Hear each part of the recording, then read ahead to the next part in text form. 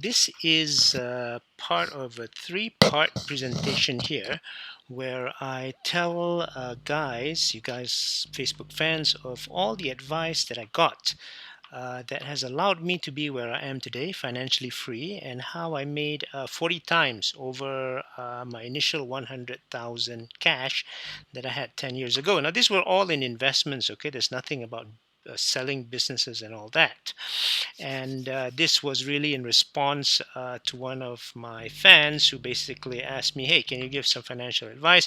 So here it is, part one. And these are really the three advice millionaires told me to my face and how it changed my life during the past 10 years. This was so important, you see, because without this, I'm sure I will not be where I am today.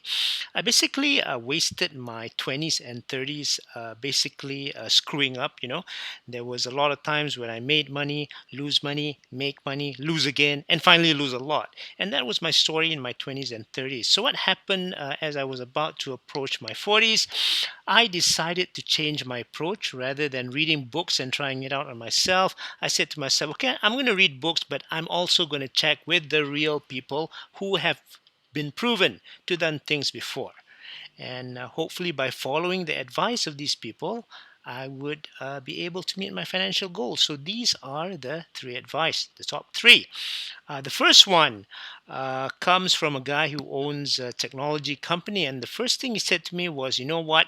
You got to stop marketing and start closing deals. You're spending too much time talking, too much time describing things, too much time trying to sell, but you really got to sit down, close a deal, and convert all your efforts to money."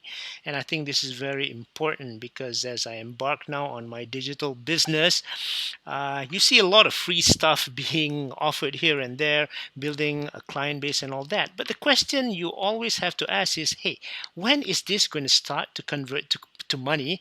And when you convert it, is it going to be enough to sustain your lifestyle, your future lifestyle, whether you're working or you want to be financially free? So, lesson number one, please start closing the deal and figure out how to monetize your effort. Test it on people who will actually pay for your service.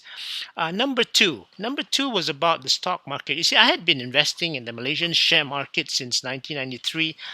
It slowly tapered off after 2001 since, I was losing money then. I really didn't know how to do it. So by 2006, I met this guy who said, okay, the best way to go now is apply to IPO. And when the shares go up, you know what? Throw it away, sell it to the retailers. So I said to him, wait. Aren't we supposed to wait until this thing goes up 10 times? He said, no, you got to sell it to the people who, want to speculate. And then you move your money and do other deals. Just buy other stocks, other IPO shares. And that has proven to be a very, very good advice because now I don't I say that I trade a lot of shares, especially IPOs. I buy a lot, and then when it goes up and goes for a premium, I sell it and then convert it to cash and move it to the next stock. Now this also allows me to sleep at night while I'm building wealth because you know what? I have nothing on the market. I don't have to worry whether the market is going up or going down. So that's advice number two. The third advice that's really the mother of all advices that relates to one and two has to be with don't start a business and be an investor. Now, here's the story. In about 2007, I had a business running consulting, 2007, 2008, and I approached this guy who had a business in one of the posh areas here in Malaysia, in Kuala Lumpur, in Bangsar. It's called Bangsar. And he pulled me to his room and he gave me some very, very short but very serious advice. You see, he said to me, you see all this business, you see the Mercedes out there, you see this office, you think it's called glamour. What he said to me, no, it's not glamour. It's damn hard work. And I'm not even sure if I'm going to be able to keep this wealth because business goes ups and down. So he said to me, look, here's the deal. If you have a lot of money, just go and find a job, keep that money, invest that money. Trust me, you're going to be much happier. And lo and behold, 8 years later, I am much happier actually, because now with the money, I can just go on, keep on investing, work on capital preservation and getting the yield to sustain my lifestyle. So there it is, the top three advices that really changed my life for the past 10 years.